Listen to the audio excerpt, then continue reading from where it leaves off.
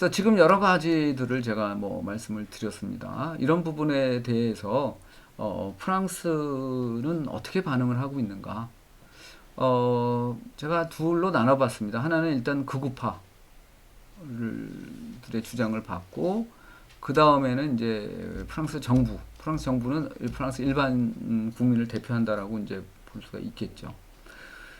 1972년에 창당이 됐던 이 민족전선, 지금은 이제 말씀드렸다시피 뭐 국민 혹은 민족 연합, 하상블루망 나시오날이라고 이름이 바뀌었습니다.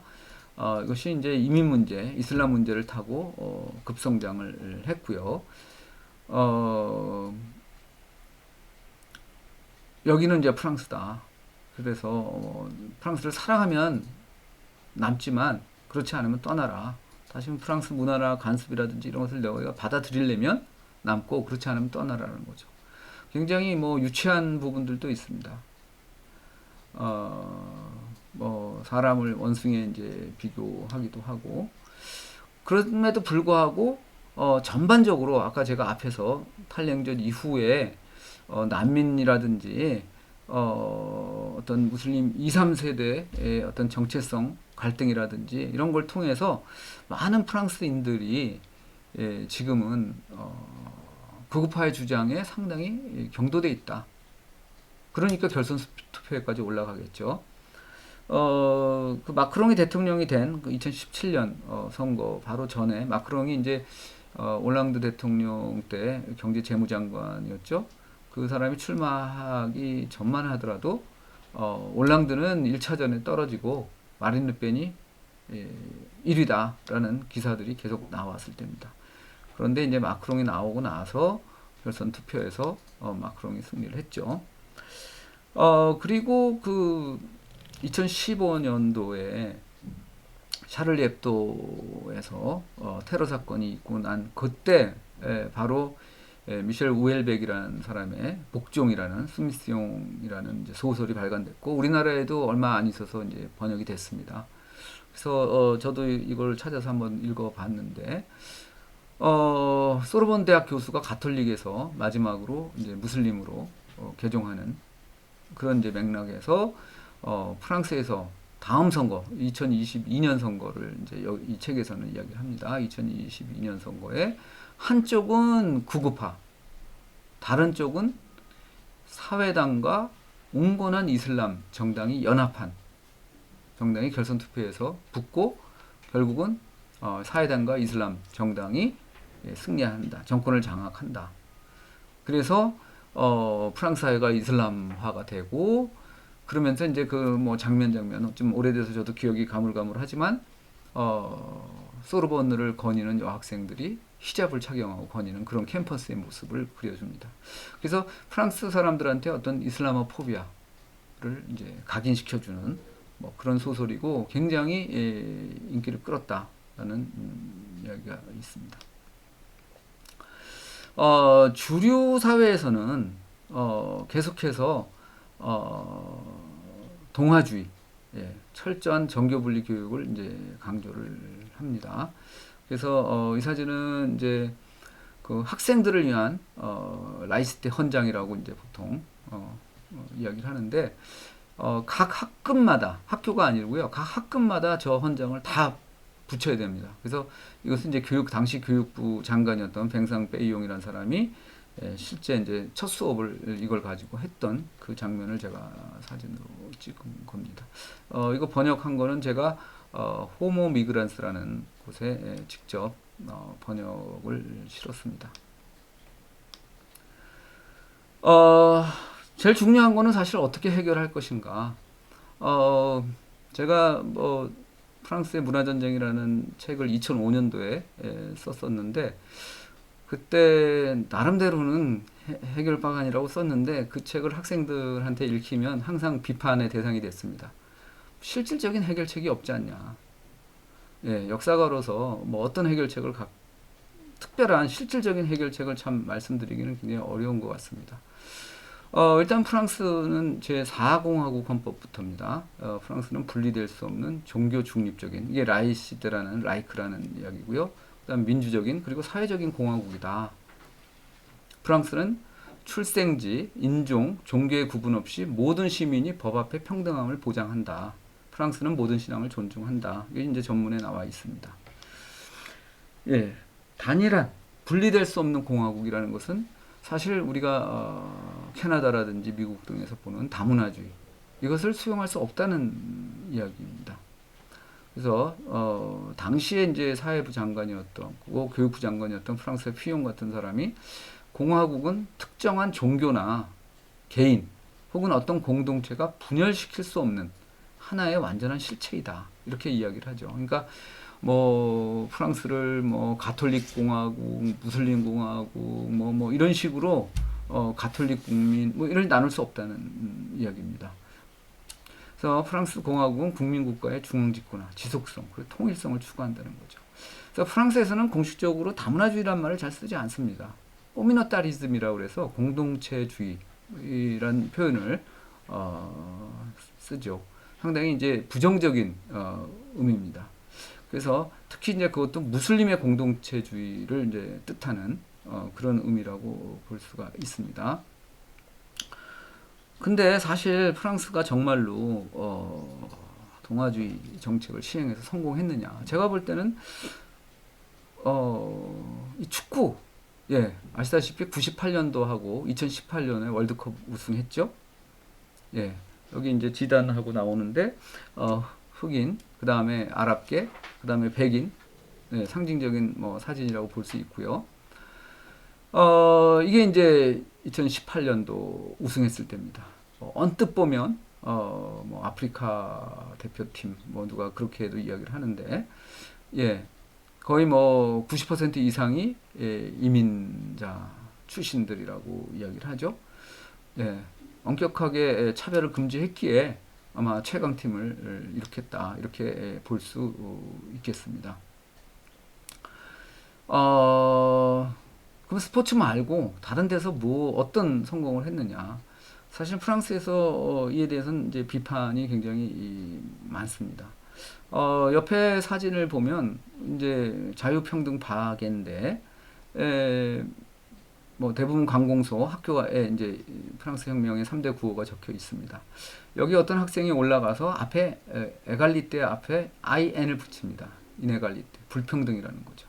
하나의 뭐 상징적인 사진이라고 볼 수 있는데 저는 이제 그런 생각을 합니다. 이 무지가 편견을 만든다. 프랑스에서 얼마만큼 이슬람에 대해서 또 차별 교육을 시키는지 뭐 공민교육이라는 게 있습니다. 프랑스에. 근데 제가 한번 프랑스 역사 교과서, 고등학교 역사 교과서를 검토해 본 적이 있는데 이슬람에 대해서 얼마만큼 내용이 있는가를 봤지만 정말로 상상 이상으로 내용이 없어요. 알제리 전쟁에 관한 것들은 굉장히 많이 있었지만 이슬람 문화 자체에 대한 내용은 상상 이상으로 적었다. 그래서 그만큼 400만에서 600만의 숫자가 있고 2세대, 3세대가 성장하고 있다면 분명히 지금 아랍어 교육도 굉장히 부실합니다. 그러니까 이것도 이제 달걀이 먼저냐 닭이 먼저냐 이긴 합니다. 아랍어 수요가 그만큼 없기 때문에 프랑스에서 그 아랍어를 제공하는 학교가 적다는 여기가 있고, 또 다른 편으로는 배우고 싶어도 배울 데가 없다 이렇게 이제 주장하는 측이 있습니다. 그래서 사실은 이 사설 학원에서 아랍어를 배우는 아랍계 2세대, 3세대들이 이제 많이 있고, 거기서 이제 잘못된다는 표현은 좀 어폐가 있을 수 있지만 급진화되는 뭐 그런 이제 경우들이 있을 수 있습니다. 그래서 이런 부분들을 프랑스가 좀 교육에서 해결해야 되지 않겠냐 하는 부분을 이야기할 수 있을 것 같고요. 그 다음에 구급파에 대한 이론적 대응. 예를 들어서 뭐 300만 혹은 200만의 이민은 200만의 실업이다.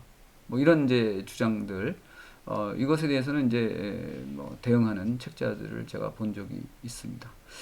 그리고 우리도 이제 뭐 일본에 대해서 너희들 왜 이렇게 저 일제 시대에 대한 것을 사과하지 않느냐 많은 주장을 하고 그것이 이제 국민 감정을 악화시키죠. 제가 보니까 프랑스도 많이 이제 그런 측면이 상당합니다. 알제리의 식민 통치에 대해서 그렇게 속 시원하게 잘못했다라고 하질 않고 굉장히 애매한 표현들을 이제 많이 씁니다. 특히 이제 61년 10월 17일 사건이라든지 고문 문제라든지 이런 부분은 마크롱 대통령 때 와서 이 모리스 오댕이라는 프랑스 공산당원이었는데 알제리에서 고문 후에 사망됐지만 프랑스 국가가 한 번도 공식적으로 인정하지 않았던 사건입니다.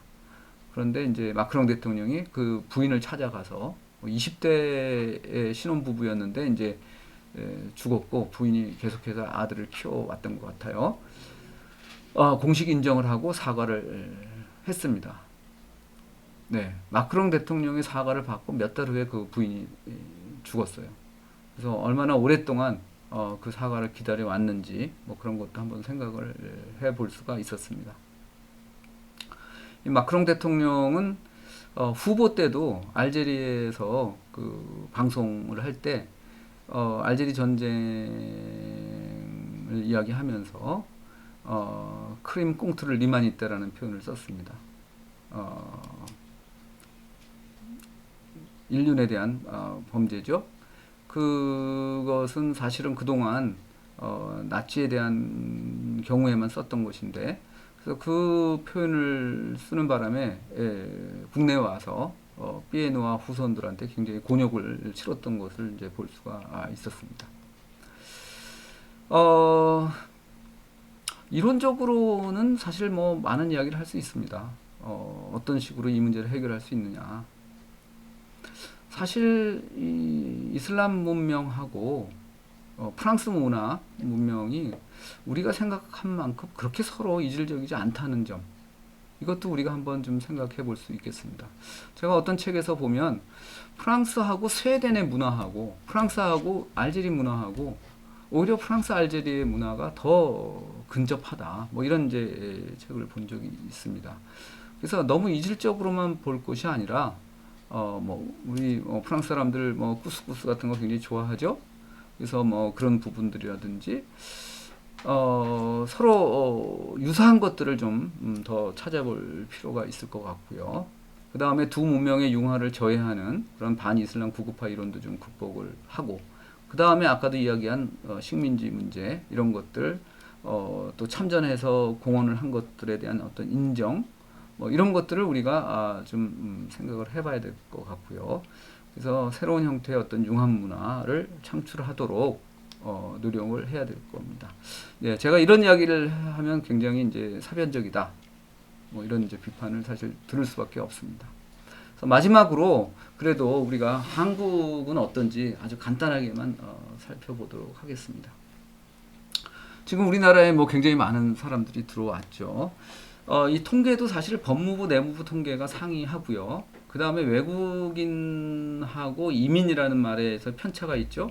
이민자는 외국인 플러스 또 한국 국적을 부여받은 사람까지 포함하기 때문에, 그래서 요거는 이제 뭐 많은 편차가 있지만 대략 한 205만 명, 또 앞으로 굉장히 늘어날 거다. 뭐 이 부분에 있어서는 누구나 다 동의를 할 것 같습니다.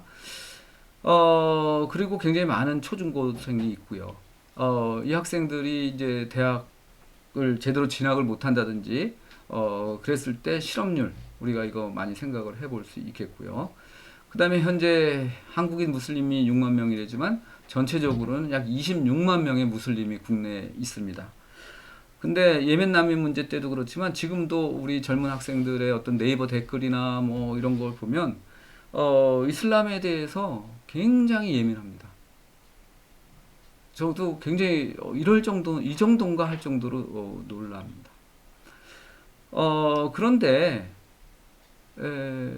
저는 이제 그런 생각을 해봅니다. 프랑스는 알제리 전쟁이라든지 이슬람 국가에 대한 식민 통치 때문에 과거사 때문에라도 굉장히 이슬람과 적대적인 역사적 배경이 있습니다. 우리는 그게 없습니다.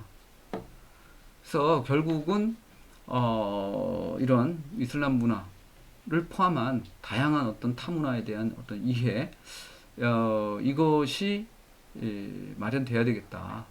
사실 뭐 그런 이야기 많이 합니다. 신라 시대부터 시작해서 고려 시대 계속해서 이슬람 문화와 우리가 교류를 해 왔고, 이런 것들에 대해서 우리가 공부를 하고, 그러면서 쓸데없는, 제가 오늘 뭐 수업 시간에서 이야기한 이런 문화 전쟁, 이것을 피해야 앞으로 향후 우리나라가 그런 서구에서 겪었던 이런 불필요한 부분을 겪지 않을 수 있지 않을까 하는 그런 생각이 듭니다. 여기에 대해서는 저는 엄격한 법 집행도 반드시 뒤따라야 된다, 이런 생각을 합니다. 예, 오늘 상당히 긴 시간 말씀을 드렸습니다. 또 뭐 프랑스 중세 초부터 뭐 현대 최근 뭐 한 달 전 것까지 이야기를 하느라고 여러분 들으시는 분들 많은 이제 혼란이 있을 수도 있었을 것 같습니다. 예, 다시 한번 보시면서 이해를 해주셨으면 감사하겠습니다. 네, 감사합니다. 오늘 수업 여기까지 마치겠습니다. 안녕히 계십시오.